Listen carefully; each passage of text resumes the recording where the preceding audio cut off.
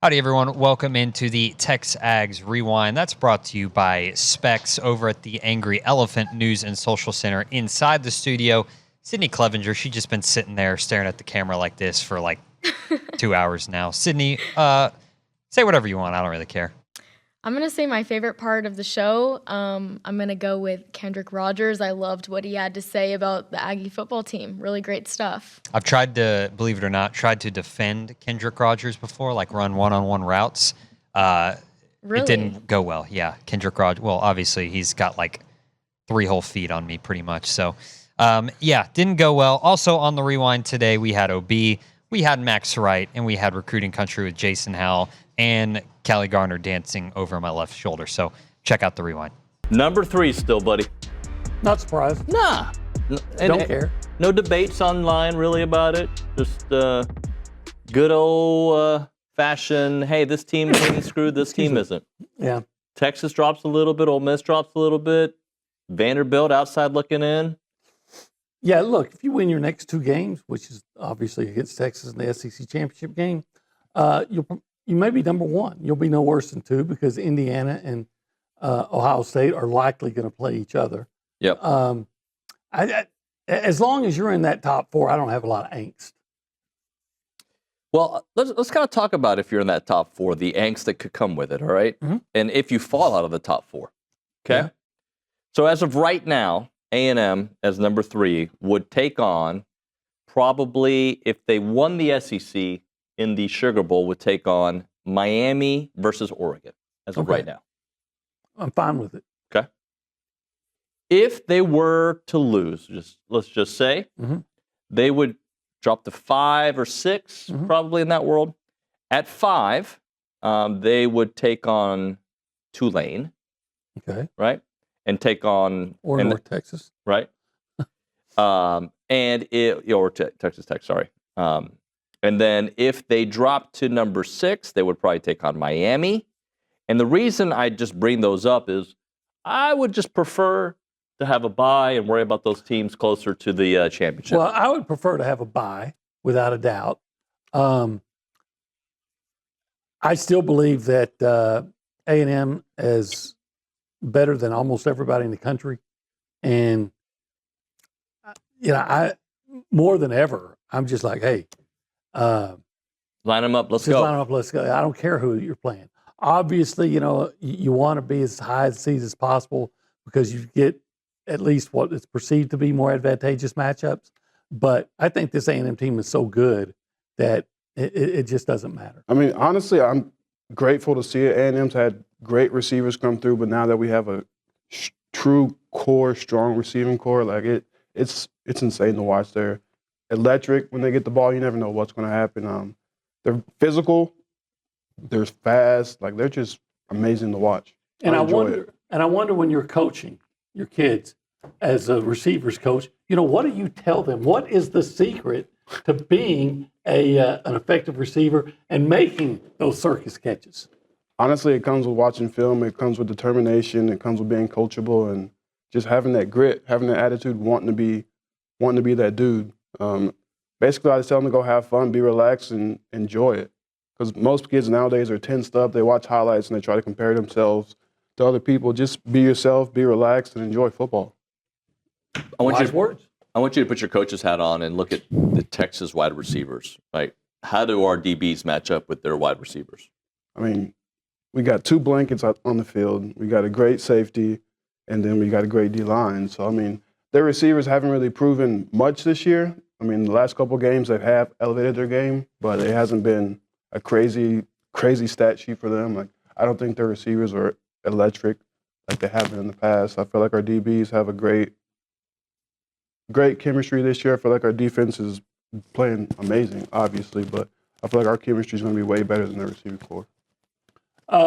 Your thoughts on Marcel Reed as a receiver? Quarterback's very important to you.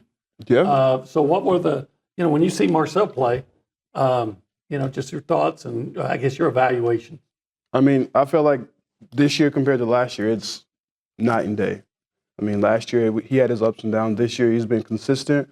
I like to see him use his legs more, but as a receiver, he's throwing the ball to the guys that make plays. Like, he's reading the field way better. He's making great throws. His deep ball is amazing to watch. I just feel like I'm watching like a new version of Johnny. Yeah. I mean, no comparison to Johnny because Johnny's Johnny, but that's what I feel like I'm The watching. new version of it, right? Like, yeah. You seem like a guy that gets it, even though you didn't play Texas, right? Like, beyond what happens on social media. Talk to me about what this rivalry means to you, even though you didn't play them, but understanding the history and being an Aggie. Yeah, I think this rivalry is Texas football, right? I mean, you think about what this state stands for and what football is to the state of Texas. I mean, it's like a second religion, and everyone thinks about the Lone Star Showdown and the Lone Star rivalry, and I mean. For me, I wish I could have had this opportunity. I wish I could have played in this game. I think that this is one of the most fun environments and atmospheres. Getting to be at it last year as a fan in Kyle Field, while it didn't go the way that we wanted to, it was really fun to have that environment and that true rivalry back. I think that the Aggies have been craving for a long time. Yeah, but man, this rivalry is. I mean, it's a clash of cultures. It's a clash of what A&M stands for versus what Texas stands for, and I think that's what makes it the most fun. Is you look at the history behind these two schools and just the two different paths that these schools have gone down.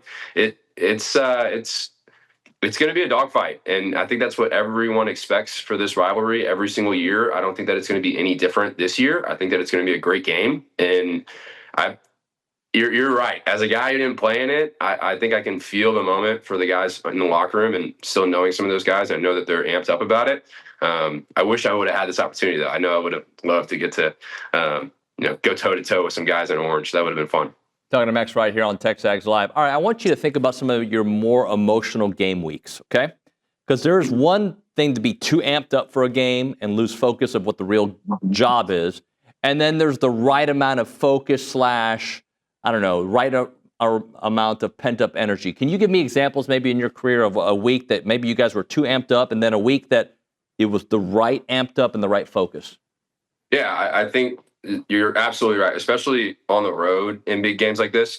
You got to be able to keep a level head. I know for me, looking back at some games for us, whenever we played Alabama at home and we beat them in 22, I believe that was, that game for us was where we had the right balance of focus and emotion mixed into it. Because I think that's a big part of football that in the locker room guys feel. Football's an emotional game. You're going toe to toe. It's a gladiator sport with guys around you where you're laying your body on the line for the dude next to you.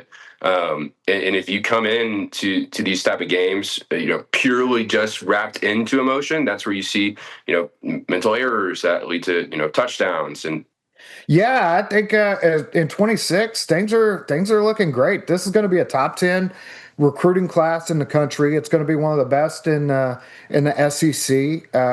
Top to bottom, you're going to have more blue chips than just about anybody in the country. I want to say from top to bottom, you're looking at a class full of 4 stars, and it's regarded as one of the top pound for pound classes in the country. So I think recruiting wise, you just picked up Jaden Warren, one of the fastest prospects in the state. I think he ran a 10-1 100-meter, flipped him from Houston. And this is a guy who's really produced this fall and shown himself not just to be a track guy, but he brings some size. He brings a speed. He's a guy that you can throw in there with Ashton Bethel-Roman and Isaiah Williams and the Mario Cravers and all that, and really add to that receiver room. So I think he brings a dynamic there, and then you're continuing to watch Braylon Womack. You're continuing to watch KJ Ford. That both of those are committed to other SEC programs right now, and we'll see how it all plays out as signing day approaches on Wednesday. It's right around the corner, so we'll see. But right now, I think A&M's in a good spot. I don't expect a ton of drama. I think you'll see everyone that's committed right now sign on signing day, and you may add a few more. So you're looking good as things are starting to wrap up for this 26 class. Jason, I know that it's the Houston territory, but just talk to me a little bit about what went into the Warren flip, and because I feel like that's the name that we talked about for quite a while on this show, like of there was interest, it kept on being interest, and then it happened. All right, Sydney, I'm going to leave it up to you again. You can do whatever you want with this last little bit. You don't have to say like, comment, and subscribe because they know to do that. You can say whatever you want. But that's what the people need to do. Okay.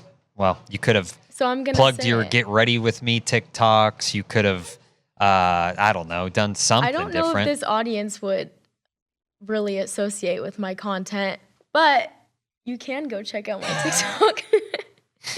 And make sure you like, comment, and subscribe on this. You can like and comment on my TikTok, and have a happy Thanksgiving. How sweet. Happy Thanksgiving, y'all.